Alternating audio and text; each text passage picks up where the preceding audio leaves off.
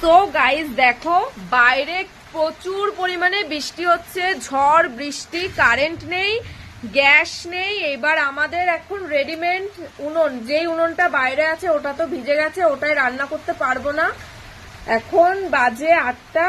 মাম্মা দেখো, এখন আমাদের চুলা বানানো হচ্ছে, রেডিমেড চুলা। আমাদের দেখো, আমরা 4জন সদস্য। এই যে একজন সদস্য ঘুমিয়ে পড়েছে খিদের জন্য, ওই যে।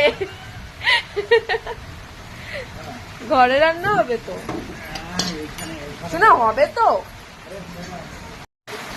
তো দেখো, বাইরে প্রচুর পরিমাণে বৃষ্টি, কি বলবো। আর এই যে আমরা অন্ধকারে এখন বারান্দায় বসে হচ্ছে রান্না।